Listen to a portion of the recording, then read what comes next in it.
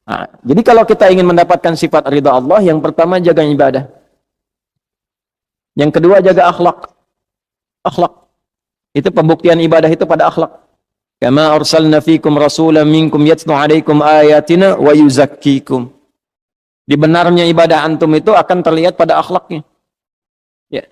Salat itu apa pembuktiannya? Tanha 'anil fahsya wal munkar. Inna salata tanha 'anil fahsya wal munkar. Nah, fahsya wal munkar itu kalau bisa dihindari, ya, itu adalah akhlak perwujudannya. Jadi kalau kita sudah bisa menunjukkan itu, nanti ada pengaruh kepada jiwa, terbawa sampai dengan meninggal, disifatilah dengan amalan yang diridhoi oleh Allah, dan kita pun akan ridha pada pemberian Allah saat ditampakkan di dalam sakaratul maut. Ya. Ya ayyatuhan nafsul mutmainnah, irji'i ila rabbika radiyatan mardiyah, fadkhuli fi ibadi, dengan sifat ibadahnya disebut ibad. Wadkhuli ditampakkan surganya, maka meninggal dalam keadaan senyum karena melihat surga yang ditampakkan. Sahabat sebelum meninggal sudah disifati radhiyallahu anhum wa radu an, lebih tinggi nilainya dengan radiyatan mardiyah. Nah, makanya kalau lebih tinggi di atas kita, maka sifat kita itu meneladani. Doanya mengantarkan rahmat. Nah, itu bagian pertama radhiyallahu, ya. Jadi kalau ada yang laki-laki anhu, kalau perempuan anha, kalau banyak anhum.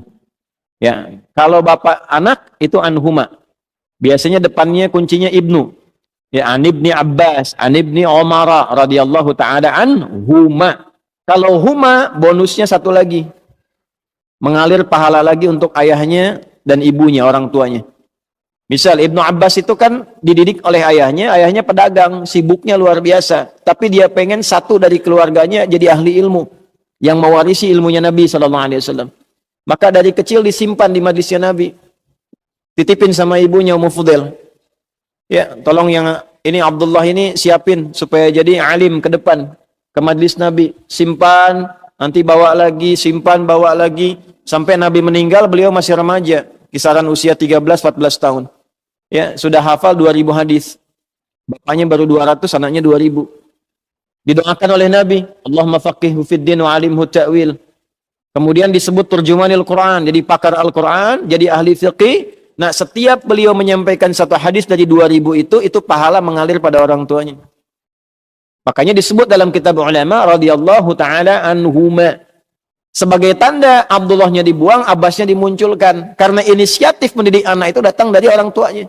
An ibni Abbasin. Ya. Nah, ilmunya dipakai, dalam ilmu sanad dipakai sebagai inspirasi. Kalau bapak ibu menyekolahkan anak ke pesantren, doanya dari ibu, dari bapak disiapkan yang halal, anak itu jadi ulama kemudian hari, hafal Quran, hafal hadis. Setiap dia menyampaikan sesuatu, bapak ibu dapat transferan pahalanya. Jangankan jadi alim, dia sekarang baca Quran, bapak ibu positif tuh, kirimkan yang halal, ibu doakan, dia baca Quran, pahala mengalir pada ibu. Nah, itulah keuntungannya begitu. Makanya cari sekolah-sekolah Islam, ya, cari pesantren-pesantren yang baik, yang ada Qurannya, ada sholatnya, supaya pahala mengalir. Hukum itu gimana niatnya? Innamal a'malu kalau orang tua niatkan dunia, bapak ibu dapat dunia.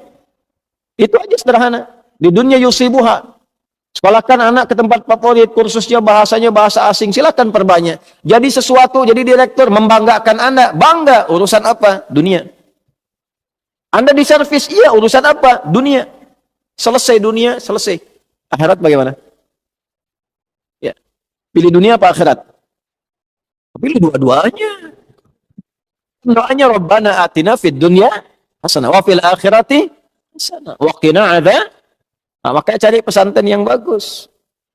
Quran diajarkan, sholat diajarkan, kenal sunnah Nabi diikuti, sirah para sahabat diajarkan, tidak melupakan kebutuhan-kebutuhan duniawi, konteks yang paling kini. Jadi dokter dia yang hafal Quran dan paham fikih kedokteran. Masa yang mengandung perempuan yang periksa laki-laki? Paham dengan baik.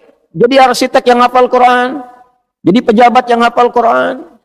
Ya, coba perbanyak ke depan tuh bupati yang hafal Quran, wali kota yang hafal Quran, ya sampai presiden ahli Quran ke atas. Kalau itu semua didapatkan berkah kita dan tahu ilmunya bagaimana cara menerapkan dalam kehidupan, itu pasti akan berkemajuan. Nah, itu radhiyallahu taala anhu. Jadi kalau ngaji hadis, kita kalaupun belum ke matan, ke sanad, kita dapat inspirasi itu. Nanti Anda pelajari, Anda profesinya apa? Ingin ikut sahabat, nggak harus semuanya. Antum pedagang, mau dapat radhiyallahu ta'ala anhu dalam dagangan, keluarkan. Utsman gimana dagangnya? Abdurrahman bin Auf gimana dagangnya? Talhah gimana dagangnya? Ya. Yang bukan profesinya, ya sudah. Ya, cukup antum ikuti keteladanan ibadah kebaikannya, yang seprofesi ikuti tian kehidupannya. Antum pengen jadi pejabat, oh gimana Abu Bakar, gimana Omar? Antum pengen karir di militer misalnya, gimana Khalid bin Walid? Gimana Abu Ubaidah Al-Jarrah? Antum pengen di ilmu, gimana sahabat Ali bin Abi Thalib karamahullahu wajhah?